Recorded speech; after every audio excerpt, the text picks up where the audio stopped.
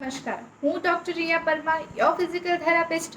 ચાલો આજે આપણે સમજીએ કે ઓસ્ટિયો આર્થરાઇટિસ ઓફ ની અથવા ઘૂંટણનો ઘસારો એટલે શું. શા માટે આ ઘૂંટણનો ઘસારો જોવા મળે છે, તેના કારણો શું છે, તેના લક્ષણો શું છે તથા તેમાંથી નિદાન કેવી રીતે મેળવી શકાય છે. પરંતુ આ બધા પહેલાં આપણે સમજીએ કે હેલ્ધી ની જોઈન્ટ અથવા એક હેલ્ધી ઢીંચણ એટલે શું. આપણા ઢીંચણમાં બંને હાડકાં વચ્ચે એક કાર્ટિલેજ જેવું સ્ટ્રક્ચર પ્રેઝન્ટ હોય છે, જે કોઈ બી મુવમેન્ટ દરમિયાન આપણે હાડકાને ઘસાવા દેતું નથી. એ કાર્ટિલેજ સામાન્ય રીતે આપણે ચાલીએ, બેસીએ, ઉઠીએ, દોડીએ અથવા ગમે તે ક્રિયા કરીએ એ શોક એબ્ઝોર્બનું કાર્ય કરે છે.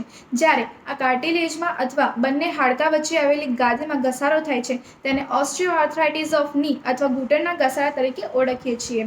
સામાન્ય રીતે આ પ્રક્રિયા 4 સ્ટેજમાં વહેંચાયેલી હોય છે. ત્યારબાદ આપણે જાણીએ કે આ ઘૂંટણના ઘસારો શા માટે થાય છે, તેના કારણો શું છે. પહેલાં આપણે જોઈએ કે ઉંમર પ્રમાણે ઘૂંટણનો ઘસારો થવો ખૂબ જ સામાન્ય વાત છે. ત્યારબાદ આપણે જોઈએ કે વધુ પડતું બેઠાડું જીવન, કસરતનો અભાવ, યોગાનો અભાવ, ઘૂંટણની આજુબાજુ આવેલા સ્નાયુઓ નબળા હોવાથી ઘૂંટણ પર લોડ પડે છે, જેથી ઘસારો થઈ શકે છે. રમતગમત દરમિયાન અથવા કોઈ એક્સિડન્ટ દરમિયાન વારેઘડી નીમાં ઇન્જરી થાય છે, જેને આપણે સામાન્ય ગણીને અવોઇડ કરીએ છીએ, જે at the end osteoarthritis of નીનું કારણ બની શકે છે. ત્યારબાદ આપણે જોઈએ કે તેના લક્ષણો શું છે, તેના સિમ્ટમ્સ શું છે. સામાન્ય રીતે પેશન્ટમાં અંદરની તરફ ઘસારો વધુ હોય છે, જેથી પેશન્ટને ઘૂંટણમાં અંદરની બાજુ વધારે દુખાવો જોવા મળે છે. ત્યારબાદ ઘૂંટણની આજુબાજુ સોજા રહે છે. પેશન્ટને પલાઠી વાળીને નીચે બેસવામાં તકલીફ પડે છે. સીડીઓ ચડવા ઉતરવા અથવા ચાલવામાં પણ તકલીફ પડે છે. ત્યારબાદ આપણે જોઈએ કે તેનો ઉપાય શું હોઈ શકે છે. આપણે આ ઘસારો કેવી રીતે અટકાવી શકીએ છીએ.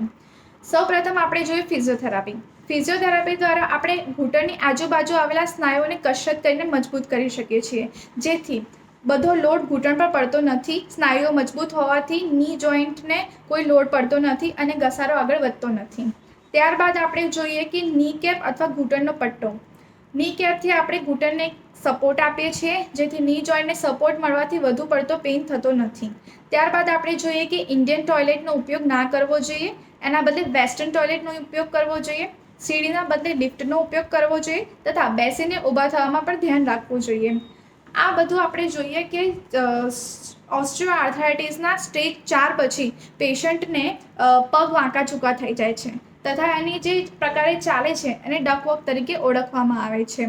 જ્યારે ઘસારો વધારે પડતો વધી જાય છે, ત્યારે ઓર્થોપેડિક દ્વારા સર્જરી કરવામાં આવે છે, જેમાં બગડી ગયેલા કાર્ટિલેજને અથવા બગડી ગયેલા ભાગને મેટલ ઇમ્પ્લાન્ટ દ્વારા રિપ્લેસ કરવામાં આવે છે.